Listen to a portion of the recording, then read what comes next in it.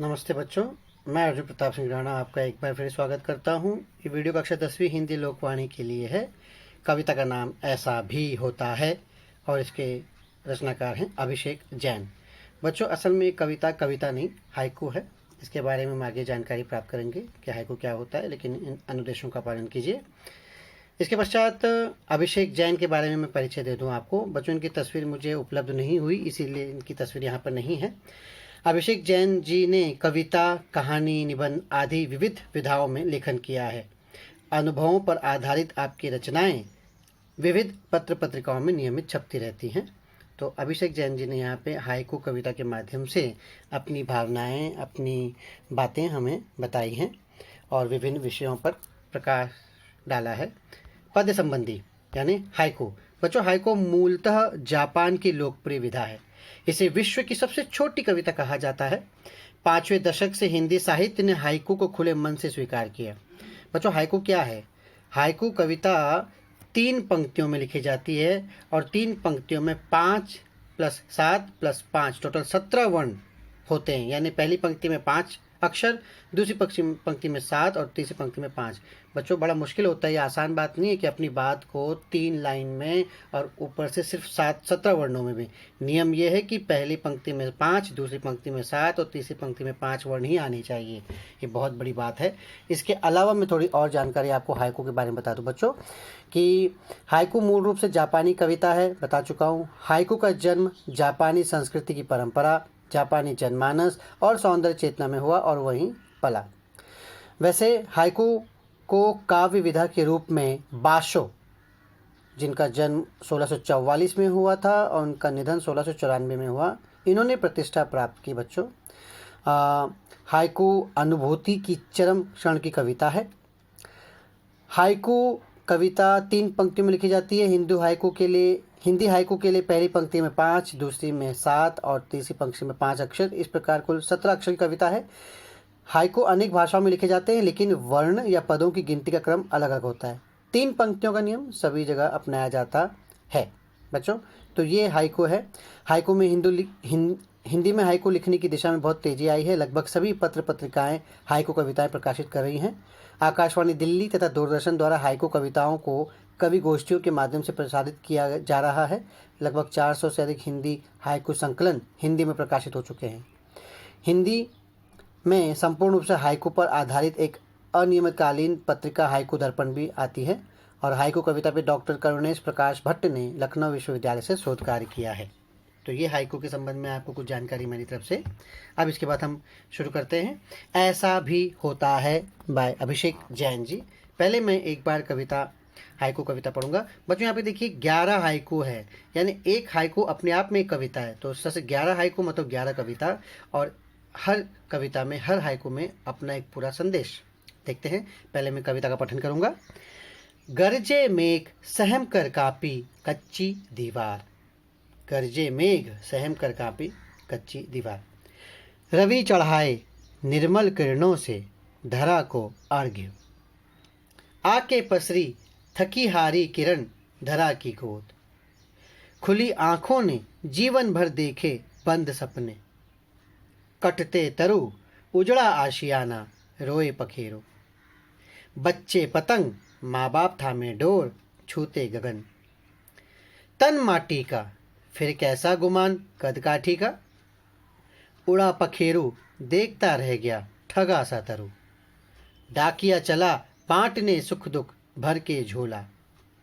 मैया की आई वृद्धाश्रम से चिट्ठी, कैसे हो बेटा। हो गई चोरी संस्कारों की तिजोरी, लुट गया मैं। क्या बात है। अब एक एक हाइकू के जरिए मैं आपको इनका सरल अर्थ बच्चों बताऊंगा। तो पहले है गरजे मेघ सहम कर कापी कच्ची दीवार। बच्चों, साथ में मैंने कठिन शब्दों के अर्थ भी दिए हैं। गरजे यानी गरजना, बादलों का गड़गड़ाना। मेघ यानी बादल। सहम कर कापी कच्ची दीवार। बच्चों, जब बिजली कड़कड़ाती है, बादल गड़गड़ाते हैं और ऐसा लगता है कि तेज बारिश तूफान आने की संभावना है, तो सहम कर कांपी, सहम कर डर कर कांप जाती है कच्ची दीवार। जो दीवारें कच्ची होती है ना, वो हिलने लगती हैं। इन बादलों के गड़गड़ाहट से मिट्टी से बनी कच्ची दीवारें हिलने लगती हैं। अगर इसको जीवन के परिप्रेक्ष्य में देखा जाए बच्चों, तो जब कोई अत्याचारी, अत्याचार करने वाला, इसी तरह से क्रोध में गड़गड़ाता है, चिल्लाता है, चीखता है। तो जो निर्बल होता है, असहाय होता है, बेचारा होता है, दीन होता है, वो डर जाता है, कच्ची दीवार की तरह कांप जाता है। लेकिन जो मजबूत मन वाले होते हैं वो इनका सामना करते, वो कांपते नहीं। तो कांपते वही हैं जिनकी दीवारें कच्ची होती है। इसलिए दीवारों को मजबूत बनाओ, अपने मन को मजबूत बनाओ। दूसरा है, रवि चढ़ाए निर्मल किरणों से धरा को अर्घ्य। रवि यानी सूर्य, निर्मल किरणों से, जब प्रातः सवेरा होता है बच्चों, तो नज़ारा कितना सुंदर, कितना अच्छा होता है। सूर्य की स्वच्छ किरणें जब धरती पर पड़ती हैं, धरती पर गिरती हैं, रोशनी होती है, हर जगह रोशन प्रकाश प्रकाश छा जाता है, तो ऐसा लगता है जैसे कि रवि ने अपनी निर्मल किरणों से धरा यानी धरती को अर्घ्य चढ़ाया। अर्घ्य का मतलब क्या होता है बच्चों? जैसे पूजा में हम जल फल फूल चढ़ाते हैं ना, ऐसे हाथों से अपने, तो उसे अर्घ्य चढ़ाना कहते हैं। तो जैसे सूरज अपने हाथों से अपनी किरणों का अर्घ्य जो है धरती पर चढ़ा रहा है। यहाँ पे कवि ने मानवीकरण किया है, इसे पर्सोनिफिकेशन कहते हैं। तो सूर्य का मानवीकरण किया है और धरती माता को ऐसे अर्घ्य चढ़ाते हुए दिखाया है। सुंदर वर्णन। अगला, आके पसरी थकी हारी किरण धरा की गोद। अब बच्चों देखो, ऐसे जैसे किरण, सूरज कितनी दूर है बच्चों, सूरज से जब धरती पर किरणें पड़ती हैं तो आते हैं तो थक जाती होंगी ना। यहाँ पे भी मानवीकरण किया गया है कवि द्वारा कि सूर्य अपनी किरण से पूरे विश्व को प्रकाशित करती है, और ये काम न जाने कब से, तब से, जब से धरती है, जब से सूर्य है, तब से चला आ रहा है। तो कवि किरण और पृथ्वी दोनों का मानवीकरण करते हैं और कहते हैं कि सूर्य के पास से धरती तक पहुँचते पहुँचते किरण थक जाती है, और जब थक जाती है तो वो आके धरा की गोद में पसर जाती है।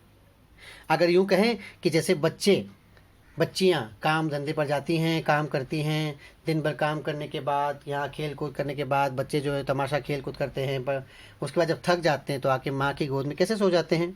जब बच्चे काम पर जाते हैं, फिर शाम को थके हारे घर पर आते हैं, तो माँ की गोद पे उन्हें स्वर्ग का एहसास होता है, तो आके गोद में बैठ जाते हैं, लेट जाते हैं। तो यही इस तरह से यहाँ पे कवि ने बताया है। अगला, खुली आँखों से जीवन भर देखे बंद सपने। बच्चों ऐसा है कि आज़ादी मिले कितने साल हो गए। जब आज़ादी नहीं मिली थी, देश आज़ाद नहीं हुआ था, तो एक सपना था आज़ाद भारत का।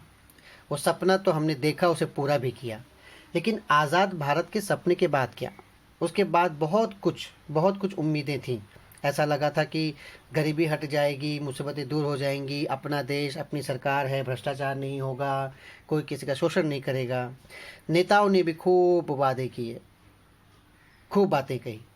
गरीबों से, असहायों से, ऐसे ठगने वाले लोगों ने बहुत सारी झूठी आशाएं दी, और इन बेचारों ने खुली आंखों से जीवन भर सपने देखे कि ये वादे कभी पूरे होंगे, लेकिन ये सच साबित नहीं हुए।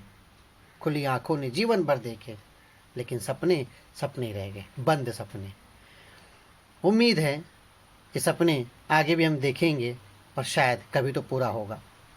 आगे, कटते तरु उजड़ा आशियाना रोए पखेरु। क्या बात है, कटते तरु, तरु यानी पेड़, आशियाना यानी घर। किसका घर? पखेरु, पक्षी का घर। बच्चों, पेड़ पर पक्षी अपना घर बनाते हैं। प्रकृति द्वारा प्रदत्त ये पेड़ पक्षियों का आशियाना है, और हम जब एक पेड़ काटते हैं तो सिर्फ पेड़ नहीं काटते, किसी पक्षी का, कितने पक्षियों के कितने आशियानों को हम तोड़ देते हैं। अब वो घर कहाँ बनाएगा? सोचो बच्चों, जब हमारा घर टूट जाता है प्राकृतिक विपदा से, या कोई तोड़ देता है, भूकंप से, बाढ़ से हमारा घर टूट जाता है, बिखर जाता है, तो हम कितने टूट जाते हैं। घर सपनों का घर होता है, और कितनी शिद्दत से हम घर को बनाते हैं। उसी तरह से पक्षी भी तो अपना घोंसला बनाते हैं, लेकिन जब हम अपने स्वार्थ के लिए उन घरों को तोड़ देते हैं, उन पेड़ों को तोड़ देते हैं, तो उनका आशियाना टूट जाता है, पक्षी रोते हैं। इसीलिए हमें पेड़ नहीं काटनी चाहिए। अगला है, बच्चे पतंग माँ बाप थामे डोर छूते गगन। देखो बच्चों, पतंग उड़ रही है यहाँ पर।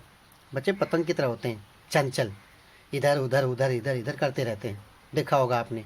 लेकिन उनकी डोर उनके माता पिता के हाथों में सुरक्षित है एकदम। इसलिए बच्चे भी तो आकाश की ऊंचाइयों को छू रहे हैं। माँ बाप जब हमें कोई चीज़ कहते हैं बच्चों, तो असल में उसके पीछे उनकी सुरक्षा की दृष्टि होती है। वो हमें हर मुसीबत से बचाना चाहते हैं, इसलिए डोर अपने हाथों में रखते हैं ताकि हम खूब ऊंचा उड़ सके, ऊंचाइयों को छू सके। तो बच्चे पतंग है, माँ बाप थामे डोर, छूते गगन। इसीलिए तो बच्चे बच्चे जो है आकाश को छू पाते हैं, यानी सफलता के शिखर को चूम पाते हैं। इसका सारा क्रेडिट माता पिता को ही जाता है। अगला बच्चों, उड़ा पखेरू देखता रह गया ठगा सा तरू। उड़ा पखेरू, पखेरू पक्षी उड़ गया और पेड़ देखता रह गया। असल में क्या होता है बच्चों कि पेड़ की शोभा पक्षियों से होती है। जब उस पर घोंसले बनते हैं, पक्षियाँ उड़ान उड़ के उड़ती हुई उन पर बैठती हैं, अपना घर बनाती हैं, बातें करती हैं, तो उस पर एक रौनक रहती है, शोभा होती है। लेकिन पक्षी के उड़ जाने पर पेड़ खाली खाली हो जाता है, एकदम खाली, लुटा हुआ सा रह जाता है। असल में यहाँ पे बच्चों लेखक ने, कवि ने जो बात कही है वो ये है कि हमारा जो प्राण है वो प्राण पक्षी की तरह है, और हमारा जो शरीर है वो शरीर पेड़ की तरह है। उन प्राणों से, उस प्राण से हमारे हमारे शरीर की शोभा है। जिस दिन इस शरीर से प्राण निकल जाते हैं तो शरीर की शोभा भी निकल जाती है। जितना हम दिखावा करते हैं ना, सुंदरता और ये और वो वगैरह वगैरह, वो सब धरा का धरा रह जाता है। तन से प्राण निकल जाने पर तन निर्जीव हो जाता है, उसे कोई अर्थ नहीं आता। तन माटी का फिर कैसा गुमान कद काठी का। इसी से संबंधित आगे तन माटी का। सब जानते हैं बच्चों, हमको कितना घमंड होता है अपनी अपनी छोटी छोटी बातों पे। इस संपूर्ण ब्रह्मांड में छोटे से पृथ्वी की छोटी सी जगह पे एक छोटे से मनुष्य हैं हम, लेकिन अहंकार जब होता है तो हम इस सबसे अपने आप को ऊंचा सोचने लगते हैं। अपनी उपलब्धियों पे हमें गर्व होता है, उसे लगता है जो भी हुआ है वो सब उसके कारण ही हुआ है। पर अपने आप पे घमंड करने वाला मनुष्य भूल जाता है कि जिस शरीर के बल पर वो इतना गर्व करता फिरता है ना, तन माटी का फिर कैसा गुमान कद काठी का, तो उसका शरीर मिट्टी का बन जाता है और वो एक दिन मिट्टी में मिल जाता है। फिर मनुष्य अपने आप पर इतना गर्व क्यों करता है? किस बात का घमंड है? बिखर जाओगे, मिट्टी में मिल जाओगे, जो है यहीं छूट जाएगा। इसलिए हमें घमंड नहीं करना चाहिए। बच्चों, मैंने उल्टा पुल्टा ये यहाँ पे कविता ज़रूर, हाइकू ज़रूर बोली है, ऐसा इसलिए कि पिक्चर उसी हिसाब से सेटल हो गए थे। इसलिए पहले मैंने उड़ा पखेरू, उसके बाद तन माटी का, इस तरह से पढ़ा। अगला है, डाकिया चला बांटने सुख दुख भर के झोला। डाकिया, डाकिया ने पोस्टमैन, उसके अंदर चिट्ठियाँ होती हैं ना, उस चिट्ठियों में सभी के लिए पत्र होते हैं, पत्र पत्र चिट्ठी और समाचार होते हैं। तो समाचार, किसी में सुख के समाचार होते हैं, किसी में दुख के समाचार होते हैं, किसी को कहीं खुशी मिल रही होती है, कुछ पाने की खुशी मिल रही होती है, किसी के खोने का दुख का समाचार मिल रहा होता है। तो खुशी के समाचार मिलने पे लोग प्रसन्न हो जाते हैं और दुख दर्द के समाचार मिलने पे लोग गम में डूब जाते हैं। लेकिन बात यह है कि मनुष्य के जीवन में भी ऐसे सुख दुख आते रहते हैं। और प्रकृति जो है ना, नेचर, ये डाकिया है, तो मनुष्य को कभी सुख देती है और कभी दुख। हमको दोनों को स्वीकार करना चाहिए, वही सही जीवन है। क्योंकि दिन रात, सुबह शाम, अच्छा बुरा, सुख दुख, ये जीवन का चक्र है, उसी से जीवन चलता है। अगला है पोस्टमैन, यहाँ पे डाकिया। अगला है, मैया की आई वृद्धाश्रम से चिट्ठी कैसे हो बेटा। जिस माँ बाप ने बच्चों को पाल पोस के इतना बड़ा किया, जिनकी डोर थाम के रखी ताकि बच्चा ऊंचाइयाँ छू सके, वही बेटा, वही बच्चा, उसने तो वृद्धाश्रम में माँ को भर्ती करके छुटकारा पा लिया। जब उसकी कर्तव्य की निभाने की बारी आती है तो वो माँ बाप को वृद्धाश्रम में डाल देता है। लेकिन माता का दिल तो माता का दिल है, उसमें बेटे के लिए सदा प्यार बना रहता है। माँ माँ होती है, उसके दिल में बेटे के लिए प्यार में जरा भी कमी नहीं आती। बच्चों याद रखो, राम की माँ जितना राम से प्यार करती है, रावण की माँ भी रावण से उतना ही प्यार करती है। माँ का प्यार कभी बंटता नहीं। तो बेटे ने माँ को वृद्धाश्रम से डाल दिया, लेकिन उसी वृद्धाश्रम से बेटे को चिट्ठी भेजकर माँ क्या कहती है कि बेटा तुम कैसे हो, यानी बेटे का हाल चाल लेती है। तो तब भी शायद बेटे को अपनी गलती का एहसास नहीं होता। अगला है, हो गई चोरी संस्कारों की तिजोरी, लुट गया मैं। बच्चों याद रखो, हम जो कुछ कमाते हैं, धन संपत्ति, असल में वो हमारी धन संपत्ति नहीं है। हमारी सबसे बड़ी संपत्ति हमारे संस्कार, हमारा व्यवहार, हमारा सदाचार, हमारा शील। संस्कारी व्यक्ति किसी भी तरह के धन दौलत से बड़ा धन दौलत के चक्कर में नहीं पड़ता। वो जानता है कि संस्कार खत्म तो सब कुछ खत्म। इसलिए अपने संस्कारों को संभाल कर रखना चाहिए, अपनी अच्छाइयों को, अपनी परंपराओं को, उसमें नवीनता भी लानी चाहिए। सिर्फ रूढ़ी के रूप में पालन नहीं करना चाहिए, लेकिन अपनी परंपराओं को छोड़ना, अपने संस्कारों को छोड़ना, ये अगर इनको आपने छोड़ दिया तो आपका सब कुछ लुट गया। ये संस्कारों की तिजोरी कभी लुटने ना पाए, तो कभी ये कहना चाहता है। इस तरह से बच्चों हमने देखा ये हाइकू, तो देखा आपने किस तरह से 17 वर्णों में पूरा एक बात, पूरा एक दृश्य स्पष्ट कर देते हैं कवि। तो इस पर हमने देखा इस हाइकू में कवि ने गरीबी के बारे में, थकान, वृक्षों के कटने के दुष्परिणाम, अनावश्यक अहंकार, वृद्धाश्रम के दर्द और संस्कारों का अभाव, डाकिया का रूप आदि विषयों पर हमने देखा किस तरह से कवि ने प्रकाश डाला है। तो आज हमारी हाइकू कविता यहाँ समाप्त होती बच्चों। अगली कक्षा में फिर हम इसी संबंधित प्रश्नोत्तर करेंगे। धन्यवाद। अपना ध्यान रखिए, सुरक्षित रहिए।